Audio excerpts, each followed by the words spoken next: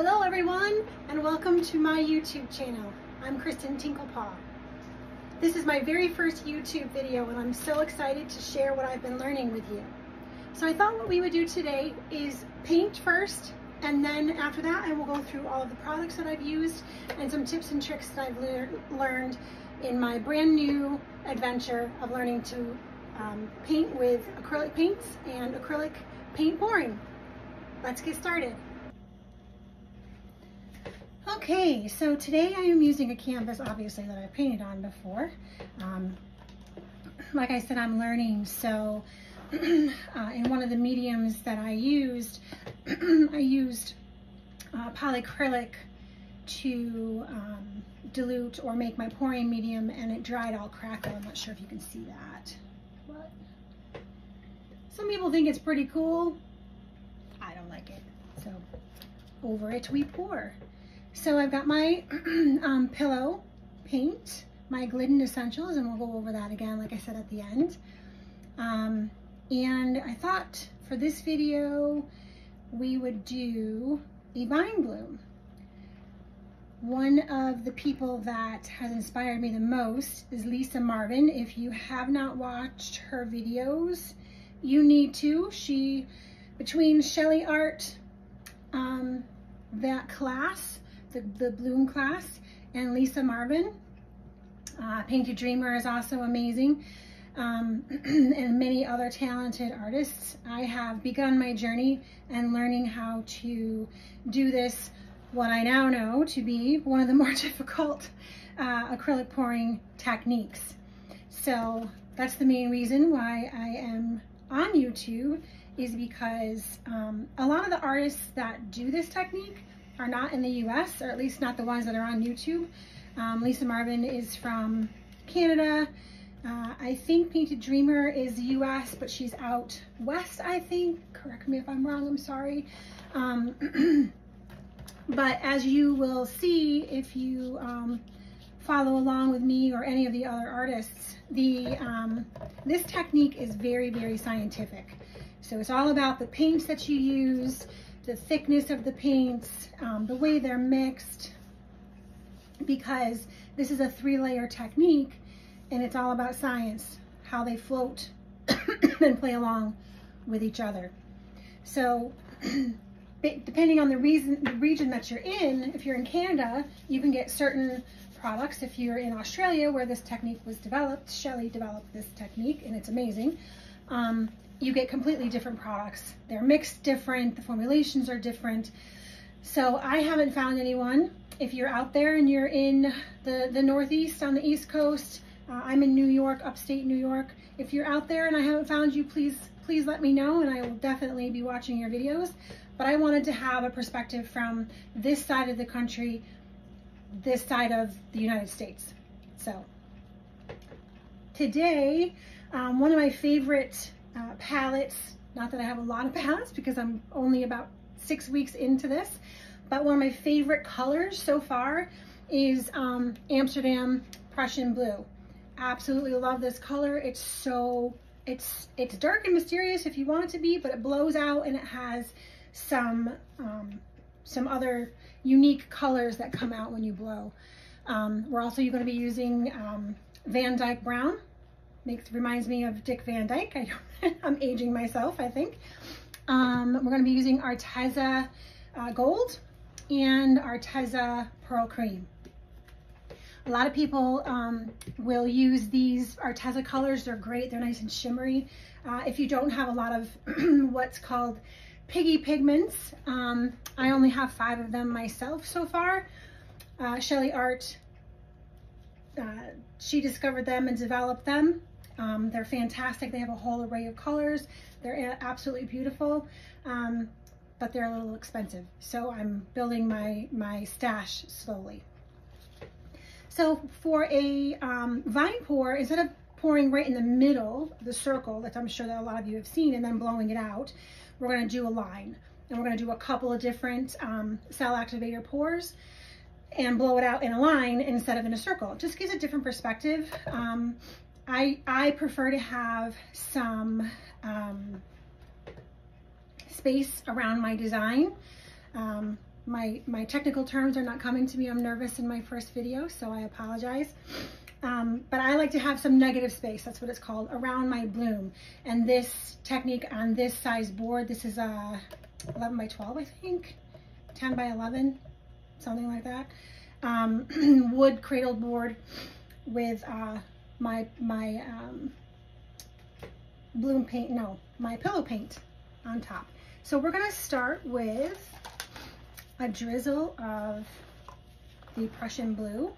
And I use these cool sticks from Fluid Art Company. They've got a great little paddle on the bottom. I'll show you. And you can scoop up a nice amount of your paint. So I'm just gonna drizzle it from one end to the other.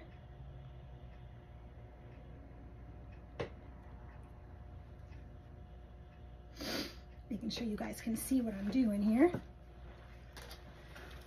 This is the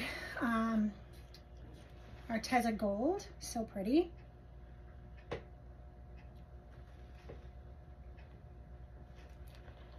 There we go. And Dick Van Dyke Brown, or Van Dyke Brown.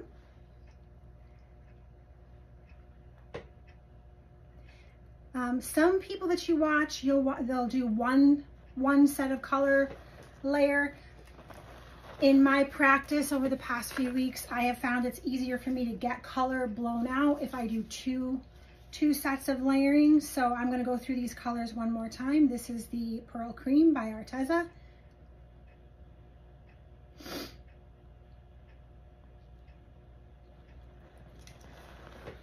And then we're going to go back to the Prussian Blue.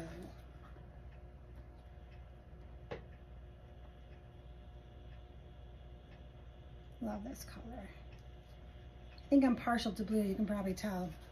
Half my house is painted blue. I'm not sure if you can see. Oh yeah, can you see Mr. Bailey? Mr. Bailey is watching in the back, making sure that no one comes to the door. You know, we want to make sure there's no murderers out there. He will let us know, I promise. Mr. Bailey. And Emily is back there as well, but you probably can't see her. She's behind the Christmas tree. She's my little 14-year-old Bijan. She's my sweet pea.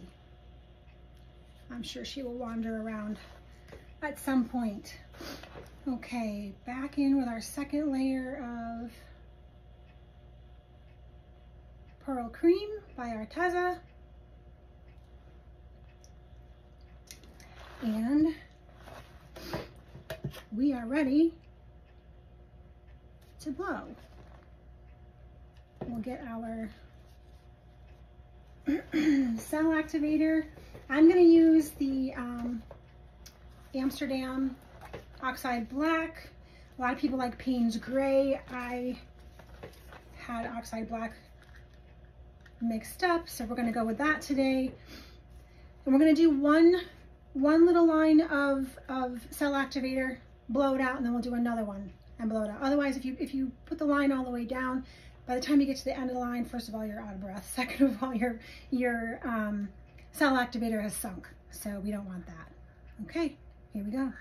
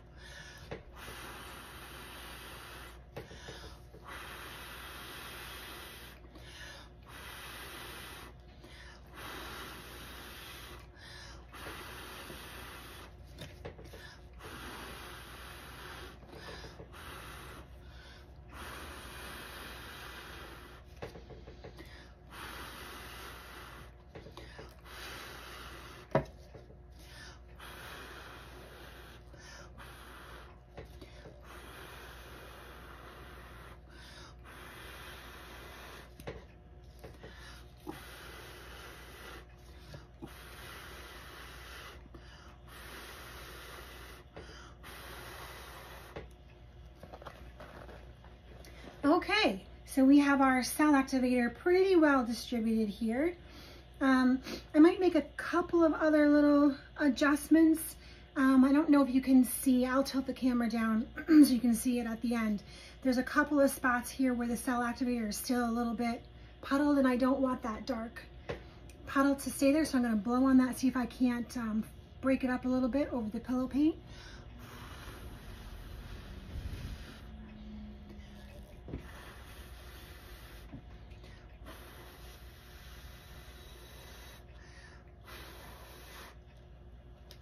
Okay, so let's see if you can see this so far. Sorry about the lights. The lights are always the problem. So I'm going to add a little bit of swirly scrollies just because I like to add a little bit of interest.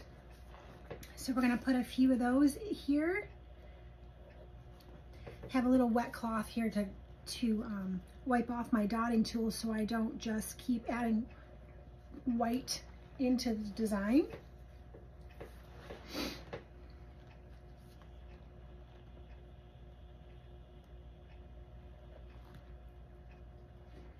This blew out pretty. You can see some of these whiter spots is where I blew the cell activator kind of down into the pillow.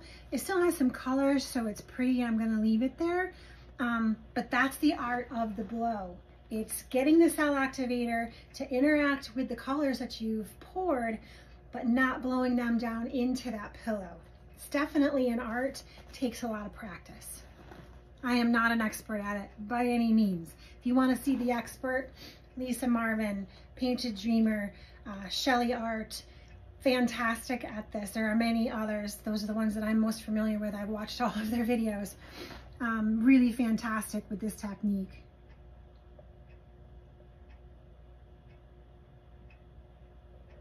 But that's why we're here, right? To learn, so we can become great ourselves.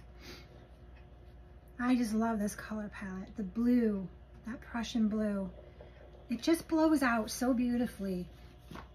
Leaves a nice, like dark blue, but yet almost iridescent. It's not iridescent. It's not an iridescent paint, but it's just really, really pretty, especially mixed with the browns and the golds. Beautiful. Let's see, what else do we want here?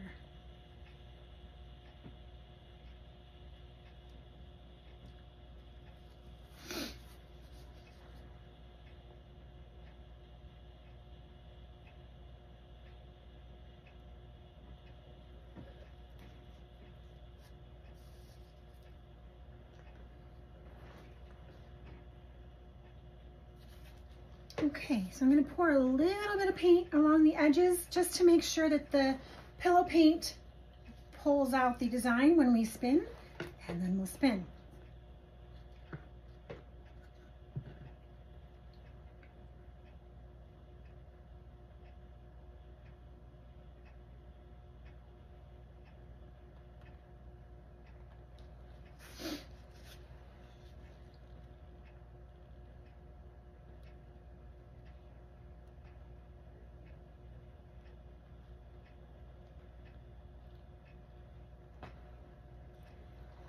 And we'll make sure that our uncovered paints are not in the splatter zone. I have done that so many times before. Okay, here we go. Let's hope my board sticks and doesn't go flying.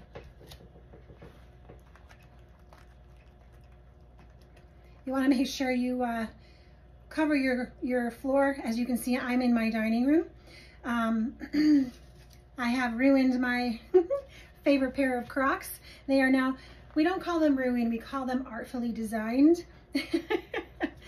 But yes, you are going to get splatter. If you're not in a studio, if you're like me starting out in the biggest space in your house that you have, which for me is my dining room, protect your stuff. Otherwise, you're going to have artfully designed furniture and flooring.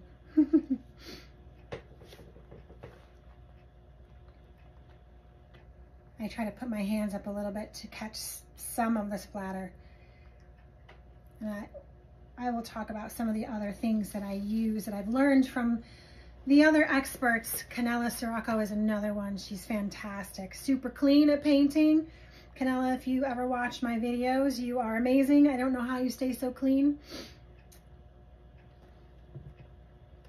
But she's got some great tips and tricks on just how to keep your studio space easily cleaned. Let's put it that way.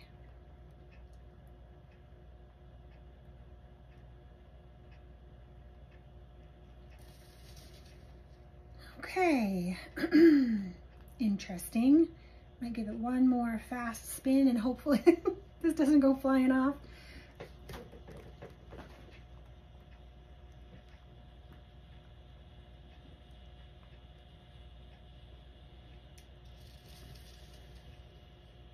And here we are. I think it looks pretty good.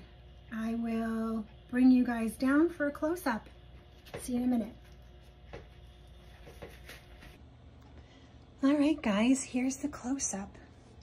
Isn't that Prussian blue beautiful? You see what I mean? How it blows out? Just so pretty. It looks like water. Now, I'm not an expert, like I said, but we got some nice cells.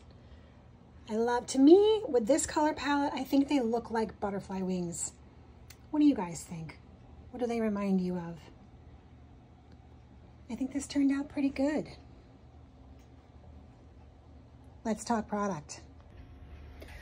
Okay, what did I use today, guys? We talked about the colors. So, pillow paint, Upstate New York, Glidden Essentials Eggshell. It comes white. You don't even have to have them mix anything into it. You just buy it like that off the shelf. That's the pillow. My pouring medium, Behr 8300. It's the deep base. It's not tinted. It dries clear. It is the vehicle for our paints to be mixed in. Watered down with Jo Sonja gloss varnish. And that's our second layer. Okay, that's what I'm using currently. Obviously, this is my first video. I am willing to test out other products. I have tested other products. This is what currently is working for me. Again, very early on in this process, but I just want to keep you guys apprised as to what my journey is, because like I said, this is a difficult technique to learn. And I want to try to make the experience as easy for you guys as possible. I know I've spent quite a bit of money, quite a bit of time, and maybe I can help you not do quite as much of that by watching me learn. We can learn together. Okay, my board, like I said, I think it's 11 by 10. Right now, I'm getting them on Amazon. I just get the unfinished wood boards. It's got a coat of gesso underneath so that the bubbles from the wood don't come up through your pillow paint and ruin your colors, your painting. I've got a spinner underneath. I think it's a 12-inch cake spinner. It's got a little bit of a stand. It's weighted, which I find helpful. Again, Amazon, not super expensive. The most expensive products are your paints, and your pigments. I mentioned earlier the paint splattering. Again, I'm in my dining room. On my table, you can see one here. This is from Amazon. It's silicone matte. This one here you can't see, and you can't see on my apron either. But these products are from Loli Veffy, some of my favorites. My scraper to scrape my my spinner when I'm done. The acrylic mats, they are the silicone mats, I'm sorry, they are fantastic, especially the ones from Loli Veffy. They're nice, they're good quality. And basically what you do, instead of trying to mop up puddles of your splatter after every painting, you literally let it dry. And mine's not dry right now. I'll do a video showing you, but you literally just peel off your mat and it's clean. There's no paint left, and you throw. Some people use the paint skins. I currently am not doing that. I might in the future. Right now, if you want to use them, Canella Sirocco, she'll lay them out on sheet pans with layers of, I think, like parchment paper between or wax paper between so they don't stick to each other, and she'll make pieces of jewelry out of them. I know a lot of artists that do that. I currently don't have the time or the space to do all of that, so I do several paintings, probably 4 or 5 days worth of paintings, and then I'll just scrape off my or peel off my mats, and they easily just, they're dry, and you just put them right in the garbage. I told you about the paints that I used. There's Emily saving us from the next murderer coming down the street.